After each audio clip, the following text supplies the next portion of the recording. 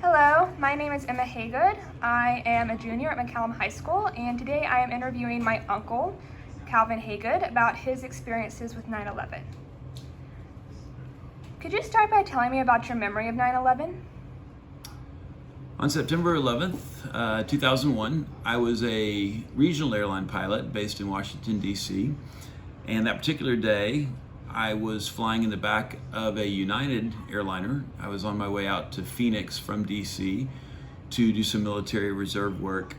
And about an hour into the flight, the captain of the United airliner came on the public address system, and he told all of us passengers that a national emergency had been declared and that we would be landing way before Phoenix, that we would most likely be going to Pittsburgh. And maybe 15, 20 minutes later, he came back on and said that we would actually be going to Indianapolis. And on United at the time, you could listen to their audio systems, and Channel 9 was an air traffic control feed from their radios.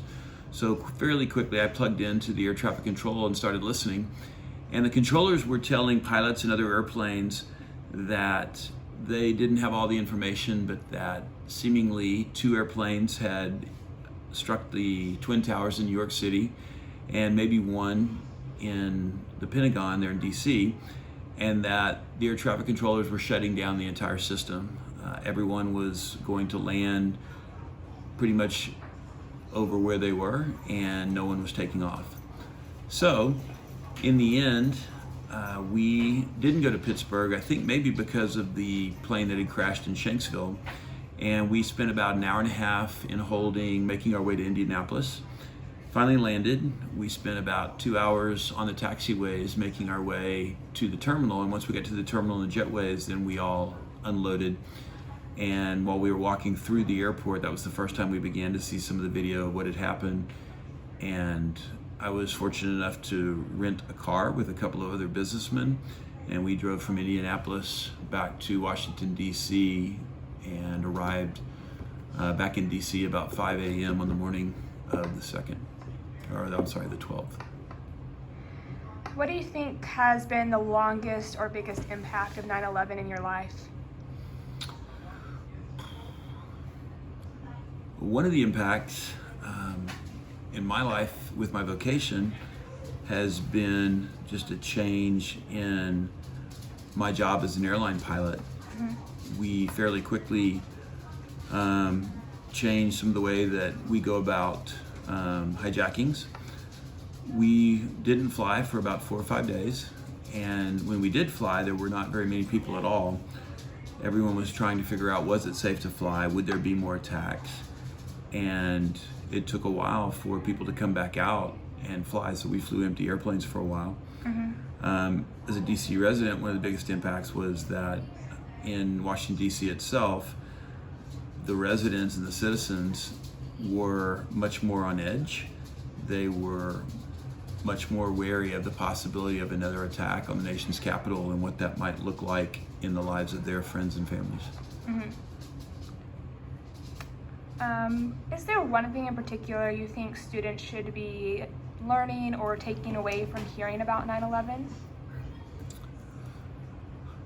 One of the significant things that students should know is that on a day that had so much violence and tragedy and loss of life, that as it was going on, there were a lot of good people, men and women, firefighters, police officers, paramedics, that were going into danger, going into the bad and rescuing people, saving people, trying to bring people out of a tragic situation and save their lives, essentially. And many of them did, and then many of them lost their lives after having done so or trying to do so. So one of the big things would be that students should know that in such a tragic event, there were many, many good people that were there doing good all the way. Yeah. Moving on from that, do you have any final thoughts on how the United States response to 9/11 has played out over the past 20 years? Well, no doubt that the response that the U.S. had to 9/11 prevented more attacks here in the United States. And so there are people alive here today that might not have been had we not gone to take out the terrorists where they were planning from and where they were training. There are obviously servicemen and women that have gone over and lost their lives as they did that for us. In Afghanistan, there are people, both their military and their civilians, that have lost their lives as part of the combat, as part of the struggle over there. And there are also young people from the past 20 years who have had opportunities they never would have had otherwise. Women and girls in particular, but just many people over in Afghanistan that have had stability and opportunity that they never would have known. Even so, not everyone in the world wants to be how we are here in the United States. And so the impact is mixed. The efforts that we put in and the money we've spent over there Have yielded very few results. Well, no, they've had many results. I wouldn't say few results, but it's been very mixed. Yeah. And some good, some bad. And the historians will have to decide as they look back. And then the servicemen and women that served there will have to look even now and decide, was it worth it and how valuable was it? Yeah. Thank you so much for your time today. You're welcome. This has been Emma Hagood reporting from McCallum High School.